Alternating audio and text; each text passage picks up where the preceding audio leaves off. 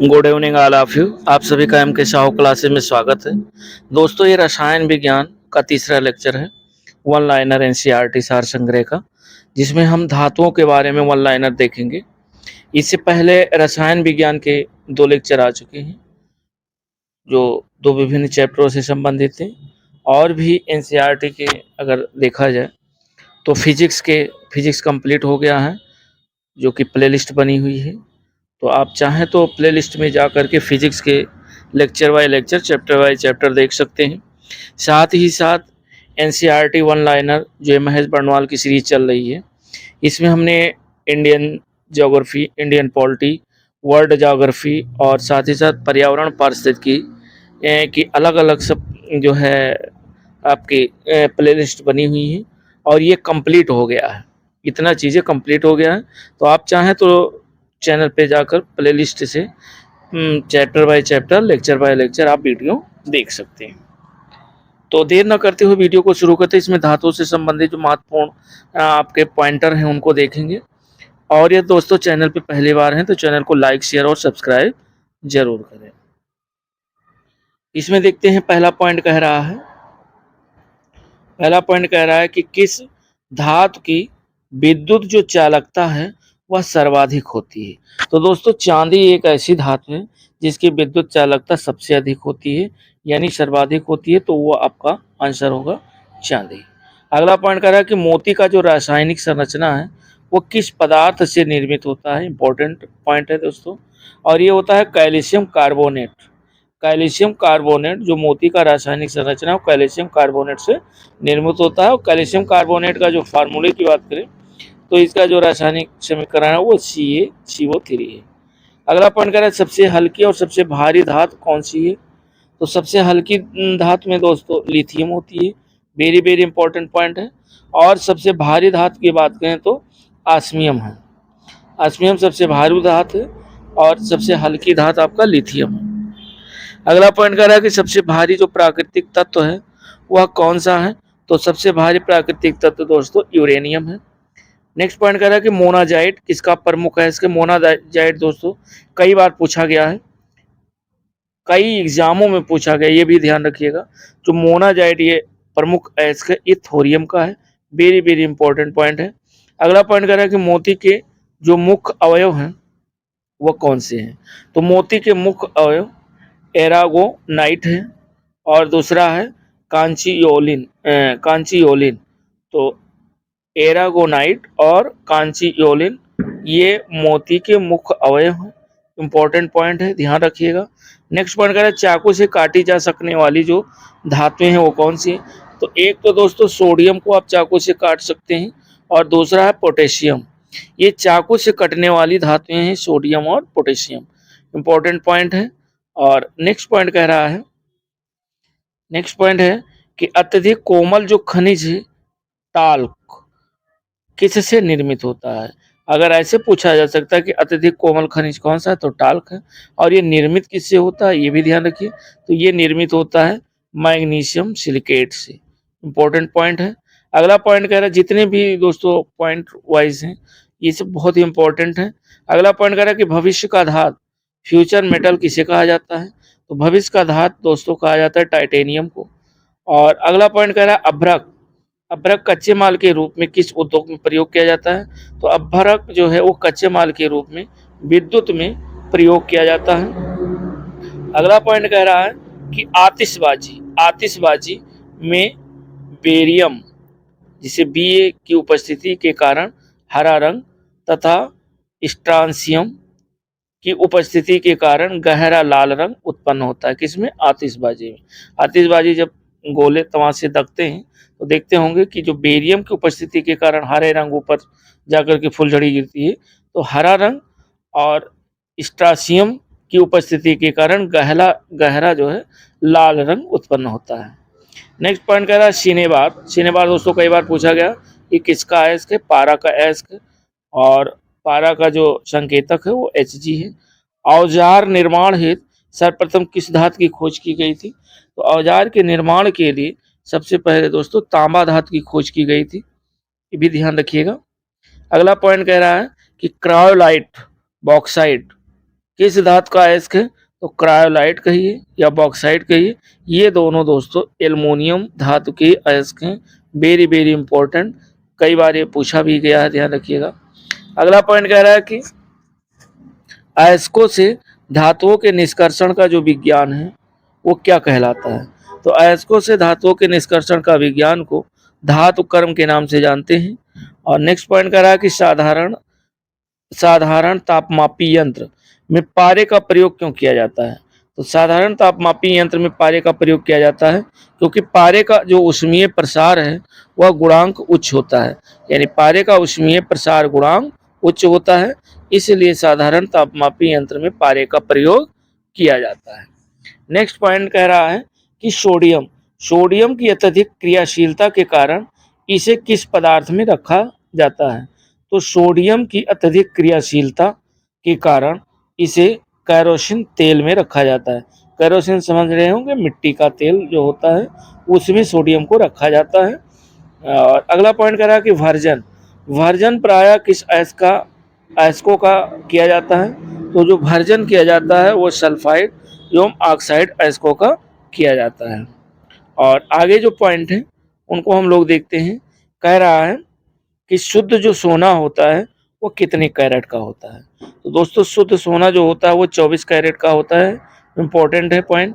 अगला कह रहा है सोडियम को जल में डालने पर कौन सी गैस मुक्त होती है? यानी कौन सी गैस मुक्त होती है? तो वो दोस्तों हाइड्रोजन गैस मुक्त होती है। जब सोडियम को जल में डालेंगे तो हाइड्रोजन गैस मुक्त होती है। नेक्स्ट पॉइंट कह रहा है कि द्रवित सोडियम का उपयोग नाभिकीय भट्टियों द्रवित सोडियम का उपयोग नाभिकीय भट्टियों में किस रूप में होता है? तो ये दोस्तों शीतलक के रूप में प्रयोग किया जाता है। यानी द्रवित सोडियम का उपयोग नाभिकीय भट्टियों में किस रूप में होता है? तो शीतलक के रूप में प्रयोग किया जाता है। अगला पॉइंट कह रहा है कि बारूद का निर्माण करने में किस रसायन का प्रयोग किया जाता है? तो बारूद का निर्माण करने में पोटेशियम नाइट्रेट का जो है प्रयोग किया जाता है। नेक्स्ट पॉइंट कह रहा है वो कौन सी धातु है जो अपने ही ऑक्साइड की परत से सुरक्षित हो जाती है? यानी वो कौन सी धातु जो अपने ही ऑक्साइड की परत से सुरक्षित हो जाती है? तो वो दोस्तों है एल्युमिनियम धातु। इंपॉर्टेंट है, पूछा भी गया है। अगला पॉइंट कह रहा है कि इस्पात के जंग संरक्षण या प्रतिरोध गुण यानी इस्पात के जंग संरक्षण या प्रतिरोध गुण को बढ़ाने के लिए इसमें क्रोमियम मिलाया जाता है। और नेक्स्ट पॉइंट कह रहा है कि मानव शरीर में कापर की अधिकता यानी मानव के जो शरीर है उसमें कापर की अधिकता के कारण कौन सा रोग होता है? तो वो दोस्तों जब कापर की अधिकता शरीर में होगी तो विल्सन रोग होता है। और नेक्स्ट पॉइंट कह रहा है कि फोटो इलेक्ट्रिकल सेल में किस धातु का उपयोग किया जाता है? तो वो दोस्तों किया जाता है सेलेनियम का। यानी फोटो इलेक्ट्रिकल सेल में सेलेनियम धातु का प्रयोग किया जाता है। नेक्स्ट पॉइंट कह रहा है कि कौन सा तत्व स्वतंत्र अवस्था में पाया जाता है? कौन सा तत्व स्वतंत्र अवस्था में पाया जाता है? तो वो दोस्तों पाया जाता है सल्फर स्वतंत्र अवस्था में पाया जाता है। अगला पॉइंट कह रहा है कि धातुओं में जो सर्वाधिक हीन चालक कौन सी धातु है? तो धातुओं में सर्वाधिक जो हीन चालक है वो दोस्तों सीसा है, लेड जिसे कहते हैं। अगला पॉइंट कह रहा है कि भविष्य का ईंधन किसे कहा जाता है? तो हाइड्रोजन को कहा जाता है। इंपॉर्टेंट है, ध्यान रखिएगा। अगला पॉइंट है कि चतुष्फलकीय संरचना के कारण हीरा ग्रेफाइट की अपेक्षा अधिक कठोर होता है। यानी चतुष्फलकीय संरचना के कारण ग्रेफाइट की अपेक्षा जो है हीरा ग्रेफाइट की अपेक्षा अधिक कठोर होता है। हीरा कठोर होता है ग्रेफाइट की अपेक्षा। और किसके कारण होता है? चतुष्फलकीय संरचना के कारण। नेक्स्ट पॉइंट हम लोग देखते हैं। नेक्स्ट पॉइंट कह रहा है कि प्याज की कड़वाहट, जो प्याज है, प्याज की कड़वाहट का क्या कारण है? तो प्याज में दोस्तों सल्फर के यौगिक की उपस्थिति के कारण प्याज में कड़वाहट होती है। नेक्स्ट पॉइंट कह रहा है यूरेनियम का मुख्य अयस्क क्या है? तो यूरेनियम का जो मुख्य अयस्क है वो पिच ब्लेंड है। नेक्स्ट पॉइंट कह रहा है कि शल्य क्रिया में जो पट्टियों के रूप में किस रासायनिक पदार्थ का प्रयोग किया जाता है? तो शल्य क्रिया में पट्टियों के रूप में जो रासायनिक पदार्थ का प्रयोग किया जाता है उसे कैल्शियम सल्फेट कहते हैं। अगला पॉइंट कह रहा है कि सबसे कठोर धातु कौन सी है, तो दोस्तों प्लेटिनम है। प्लेटिनम एक सबसे कठोर धातु है, इंपॉर्टेंट है। और नेक्स्ट पॉइंट कह रहा है, हम लोग देखते हैं, कह रहा है कि सामान्य नाम और रासायनिक नाम देख लेते हैं। यहाँ से क्वेश्चन मैचिंग, वन लाइनर और आपके कोट और कथन कारण वाले भी क्वेश्चन बनते हैं। जैसे कह रहा है हरा कशिश। अब हरा कशिश का रासायनिक नाम है फेरस सल्फेट, और अगर इसके सूत्र की बात करें तो FeSO4 7H2O है। नीला कशिश, नीला कशिश का रासायनिक नाम है कॉपर सल्फेट और CuSO4 5H2A इसका सूत्र है। श्वेत कशिश का जो रासायनिक नाम है वो जिंक सल्फेट है। सूत्र की बात करें तो ZnSO4 7H2O भी है। और अगला पॉइंट है, कह रहा है लाल कशिश। लाल कशिश का रासायनिक नाम है कोबाल्ट सल्फेट और इसके सूत्र की बात करें तो COSO4 7H2O। अब हम लोग कुछ महत्वपूर्ण धातुएं और उनके अयस्क को देख लेते हैं, क्योंकि यहाँ से क्वेश्चन आते हैं। और चूंकि महत्वपूर्ण धातुएं और उनके अयस्क, किस धातु का कौन सा अयस्क है ये देखते हैं। यहाँ क्वेश्चन आपके जैसे मैचिंग वाले बन सकते हैं, वन लाइनर भी बन सकते हैं डायरेक्टली। तो इसमें कह रहा है सोडियम। सोडियम का अयस्क है साधारण नमक NaCl और चिली साल्पीटर और क्या है बोरेक्स है और सोडियम कार्बोनेट है। एल्युमिनियम की अगर बात करें तो एल्युमिनियम का अयस्क जो है बॉक्साइड है और आपका क्योलिन है और पेल्सपार है और कार्डम है और प्रायोलाइट है। पोटेशियम की अगर बात करें तो पोटेशियम का जो अयस्क है वो पोटेशियम नाइट्रेट है और कार्नेलाइट है, पोटेशियम कार्बोनेट है और पोटेशियम क्लोराइड है। अगला जो आपका है कि कैल्शियम। कैल्शियम की अगर बात करें तो डोलोमाइट है, यानी कैल्शियम का जो अयस्क है डोलोमाइट है और कैल्साइट है, जिप्सम है और फ्लुआंसस है और एस्बेस्टस है। मैग्नीशियम की बात करें तो मैग्नीशियम का जो अयस्क है वो मैग्नीसाइट है, डोलोमाइट है और कार्नेलाइट है और एप्सम सॉल्ट है। कापर की बात करें तो चाल्को पायराइट है अथवा कापर पायराइट, ये अयस्क है। कापर ग्लास है और क्यूप्राइस है और मैग्नेकाइट है। ये आपके जो है कॉपर के अयस्क हैं। जिंक का अयस्क जिंकाइट है, जिंक ब्लेड है और कैलामाइट है, बिलोमाइट है। लेड का जो अयस्क है वो गैलेना है और शिरुशाइट है। और टिन का जो अयस्क है वो कैसेटेराइट है। तो ये रहे जो है आपके अयस्क, धातु और अयस्क। तो टिन का हो गया। और कैडमियम का जो अयस्क है वो ग्रेनोसाइट है। निकेल का अयस्क है मिलेराइट है। मैग्नीज का अयस्क है पायरोलूसाइट और मैग्नेनाइट। आयरन का जो अयस्क है वो हेमेटाइट है, लिमोनाइट है, मैग्नेटाइट और सिरेराइट, आयरन पायराइट और कापर पायराइट। मरकरी का जो अगर बात करें तो मरकरी का जो अयस्क है वो सिनेबार है, सिनेबार इसको पूछा गया है। सिल्वर का रूबी सिल्वर है और हान सिल्वर है। गोल्ड का जो अयस्क है वो कैल्वेराइट है और सिल्वेनाइट है।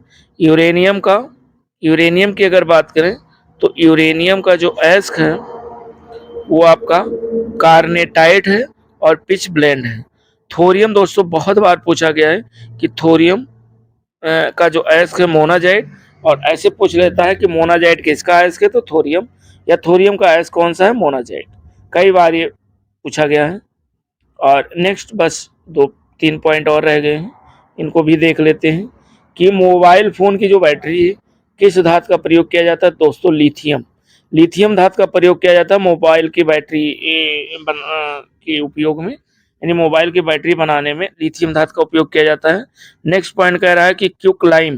क्विकलाइम का रासायनिक नाम क्या है तो वो दोस्तों है कैल्शियम ऑक्साइड है। परमाणु, और अगला पॉइंट कह रहा है कि परमाणु घड़ियों में टाइम कीपर, परमाणु घड़ियों में टाइम कीपर के रूप में किस धातु का प्रयोग किया जाता है तो परमाणु घड़ियों में टाइम कीपर के रूप में जो है सीजियम धातु का प्रयोग किया जाता है।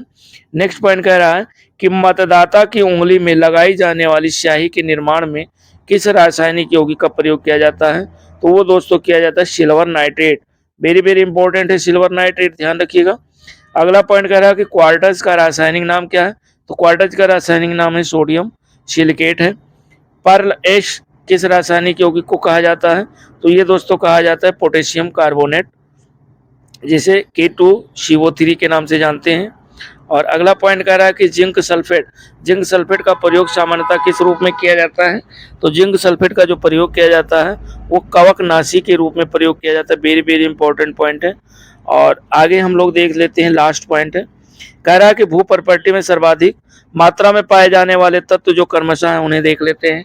यानी भू प्रॉपर्टी में पाए जाने वाले सबसे अधिक मात्रा में जो तत्व हैं, एक तो ऑक्सीजन, फिर सिलिकॉन है, एल्युमिनियम है, आयरन है, कैल्शियम है, सोडियम है, मैग्नीशियम है, टाइटेनियम है और हाइड्रोजन है।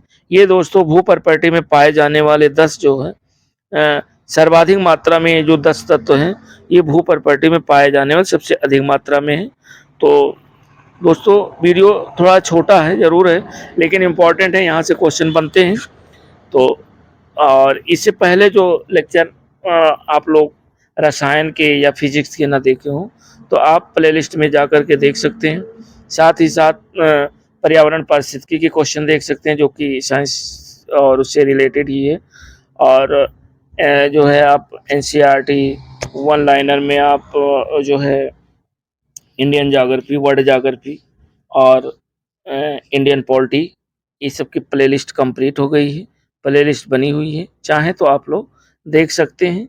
और साथ ही साथ जो लूसेंट का महत्वपूर्ण क्वेश्चन डाले जा रहे हैं उसे ज़रूर देखा करिए, क्योंकि जब आप वन लाइनर कर लेंगे और उसके बाद क्वेश्चन करेंगे तो एक कॉन्फिडेंस बढ़ेगा और आप एग्ज़ाम में अच्छा कर पाएंगे। धन्यवाद दोस्तों, मिलते हैं नेक्स्ट वीडियो के साथ, तब तक के लिए जय हिंद।